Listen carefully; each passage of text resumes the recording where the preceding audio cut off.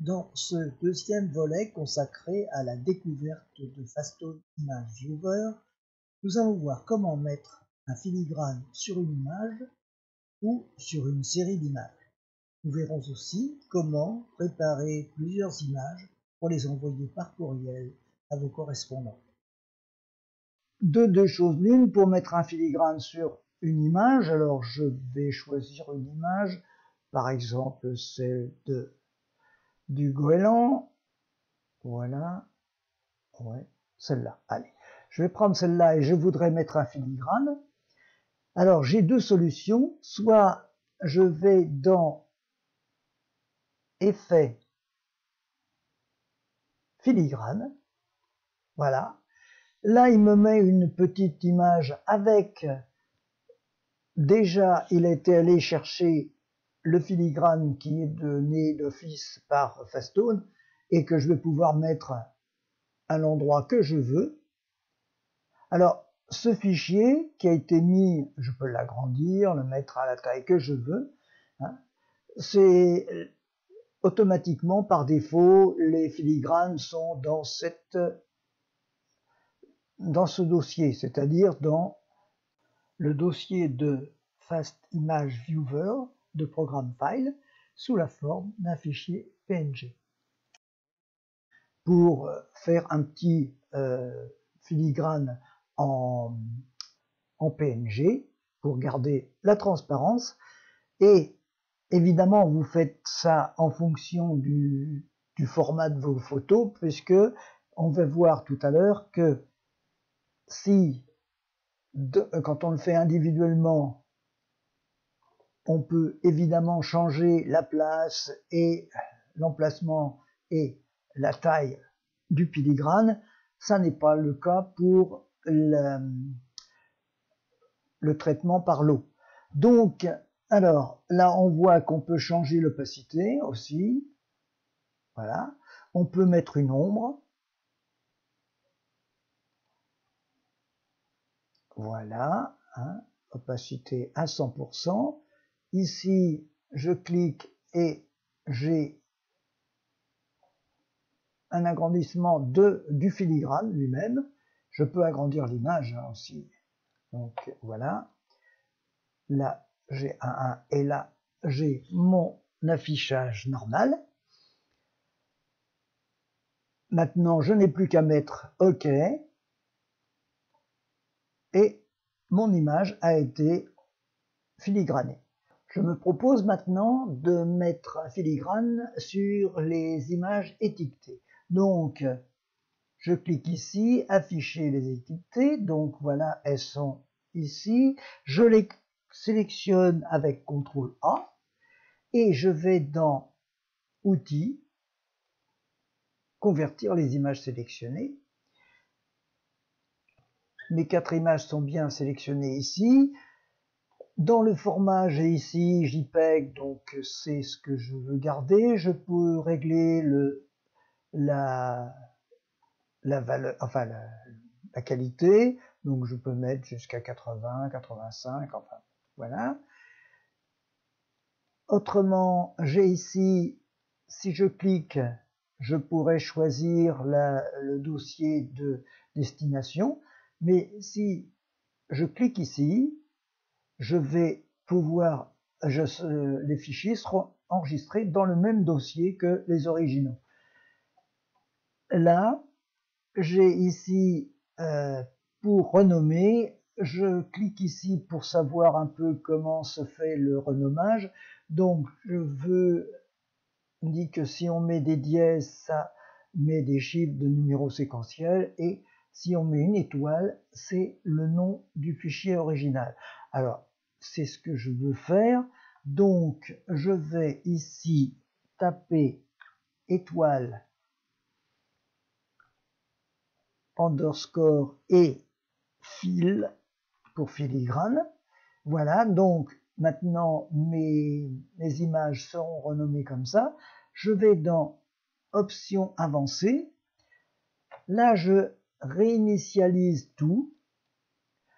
Et je veux en faire des images plus petites, donc je mets redimensionner et je vais les redimensionner, par exemple en 900 par 600, en respectant les proportions en pixels, et je vais rajouter un filigrane. Alors, filigrane, je clique sur filigrane et j'ajoute un filigrane. Automatiquement, le filigrane par défaut a été mis en bas et à droite. Je peux changer cette disposition en le mettant au centre ou en le remettant effectivement en bas à droite. Je peux aussi déplacer pour qu'il ne soit plus sur le bord, et puis ici aussi déplacer pour le mettre.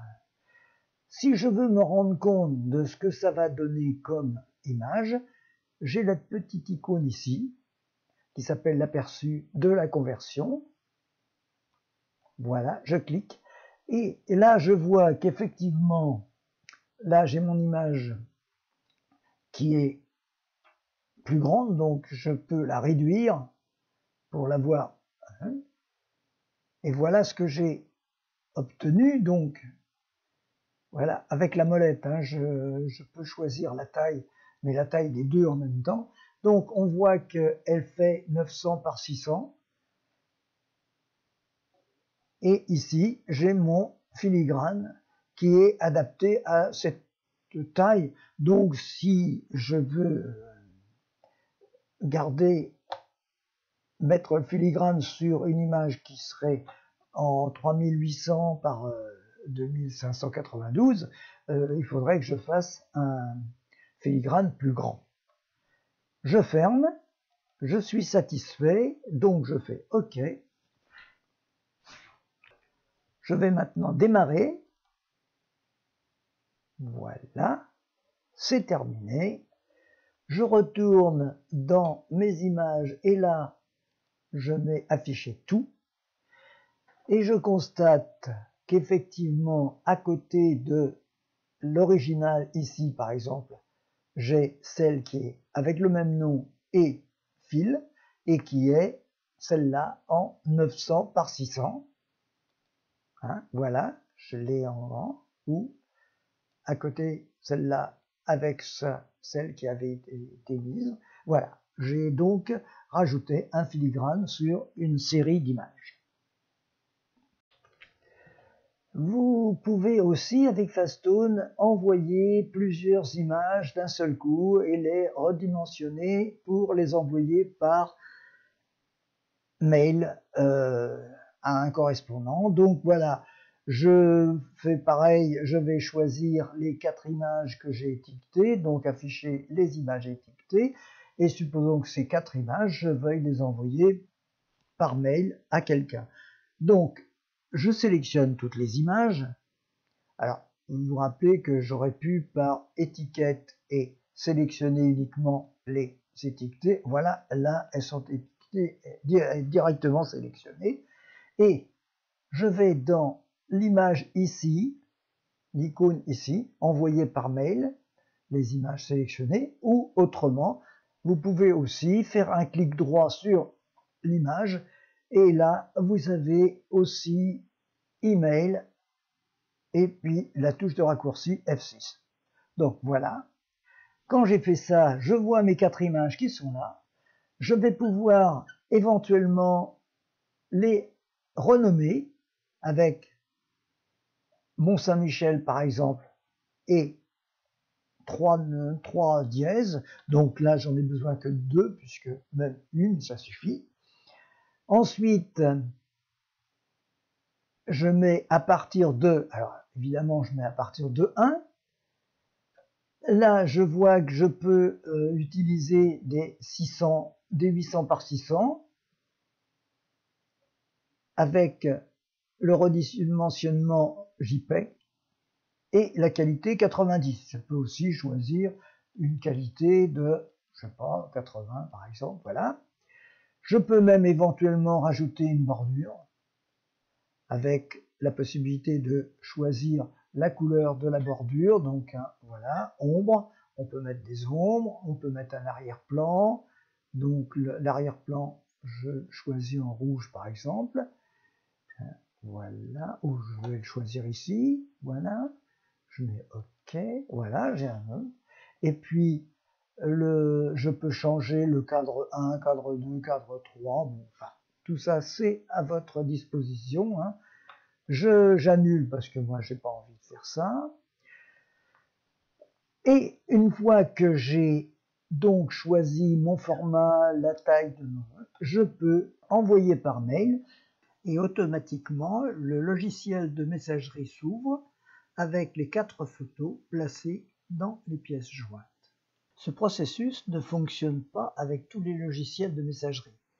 Aussi, il existe une autre méthode qui marche toujours et qui permet en outre d'utiliser cette fonction pour redimensionner rapidement une série d'images. Je clique sur copier dans un dossier, je vais parcourir ici, je vais dans bureau, créer un dossier avec que j'appelle courriel.